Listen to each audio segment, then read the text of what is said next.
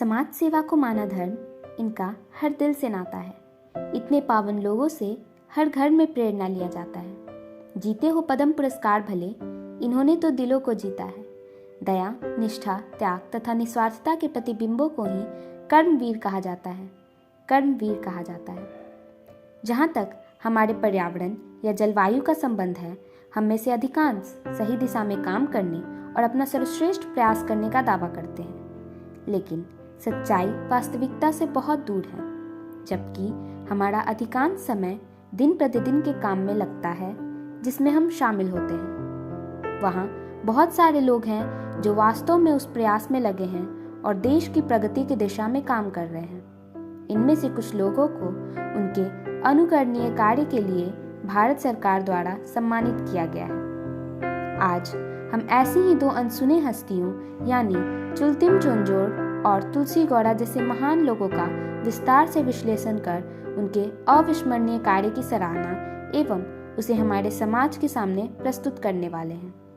इसी बदहवास करने वाले हौसले और जुनून के साथ नामुमकिन लगने वाला कार्य भी मुमकिन करने वाले 79 साल के चुलतिम चोंजोड़ हैं हमारे आज के कर्मवीर।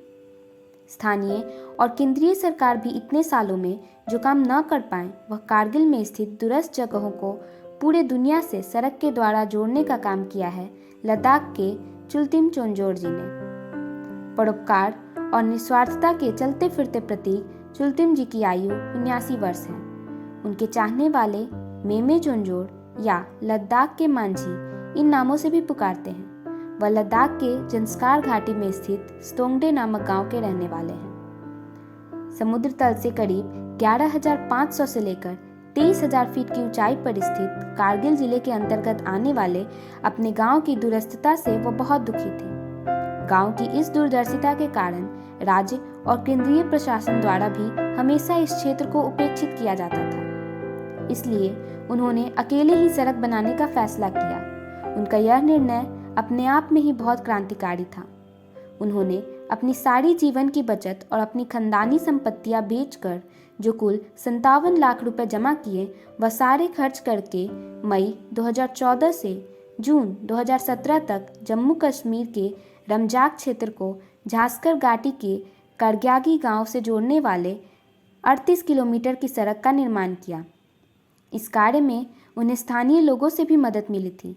बाद में the Border Road Organisation BRO ने सड़क का निर्माण किया। इसमें आए पर्यावरण की तमाम चुनौतियां और स्वास्थ्य की दिक्कतों का उन्होंने बहादुरी से सामना किया और आखिर अपने मंजिल तक पहुंच ही गए।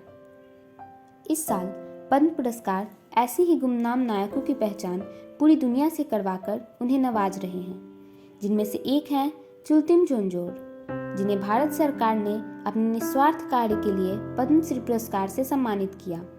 अपने जीवन की पूरी जमा पूंजी त्याग कर चुलतिम जी ने अपने स्वयं सेवा और परोपकार से अपने गांव वालों का दिन प्रतिदिन का जीवन आसान बना दिया। उन्होंने न कि सिर्फ गांव जोड़ने वाली सड़क बनाई, बल्कि वहां के युवाओं के भाग्य को सफलता से जोड़ने वाली सड़क भी बनाई।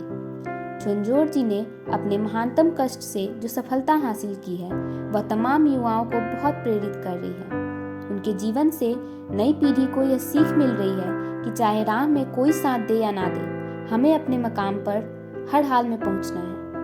उनकी जिंदगी की यह खूबी अटल जी की पंक्तियां बखूबी व्यक्त करती हैं कि क्या हार में क्या जीत में, किंचित नहीं भयभीत में, कर्तव्य पथ पर जो भी मिला, यह भी सही वह भी सही, वरदान नहीं मांगूंगा, हो कुछ पर हार नहीं मानूंगा।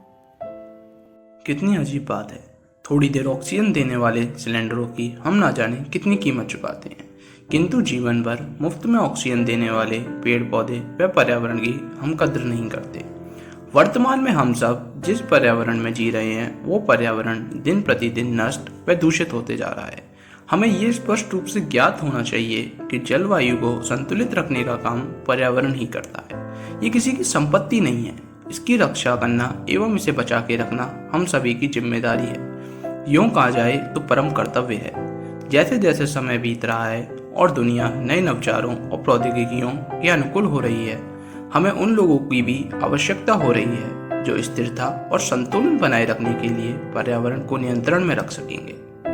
तुलसी गौड़ा एक ऐसी महान महिला हैं जो इस बात की जीती जागती उदाहरण है कि विश्व को बदलने में उम्र कोई बाधा नहीं होती। कर्नाटक राज्य के अंकोला तालुक के होनाली गांव से संबंधित वह एक पर्यावरणविद हैं जिन्होंने औपचारिक शिक्षा तक पहुंच न होने के बावजूद भी पर्यावरण को संरक्षित करने की दिशा में जबरदस्त योगदान दिया है। वह 30,000 से भी अधिक पौधे लगा चुकी हैं और वन विभाग की नर्सरी की देखभाल भी करती हैं। जंगलों में उगने वाले पेड़ पौधों व जड़ी बूटियों के विशाल ज्ञान होने के कारण उन्हें पर्यावरणविदों द्वारा इंसाइक्लोपीडिया ऑफ फॉरेस्ट और उनकी जनजाति द्वारा वृक्ष देवी भी कहा जाता है।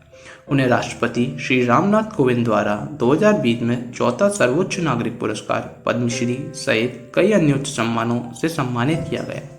उनके काम को भारत सरकार और विभिन्न अन्य संगठनों द्वारा स्वीकार एवं सराहा गया है।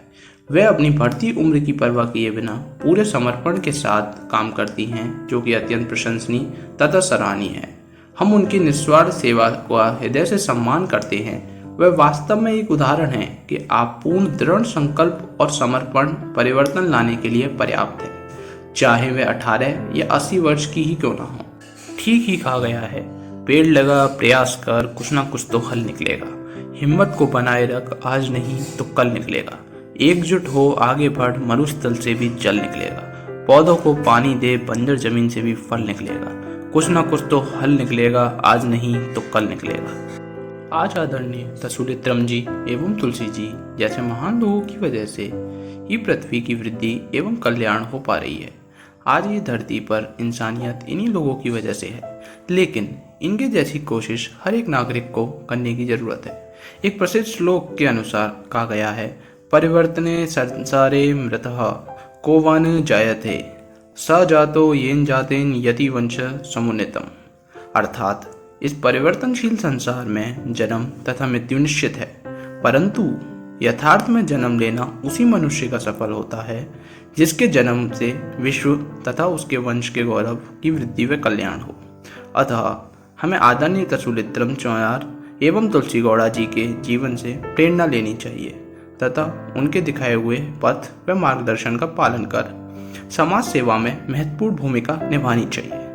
ज्ञान सागर का परिवार हमारे देश के कर्मवीरों को उनके इस अपरिमित त्याग, परोपकार और निस्वार्थ के लिए उन्हें तहे दिल से शुक्रिया अदा करता है और सलाम करता है।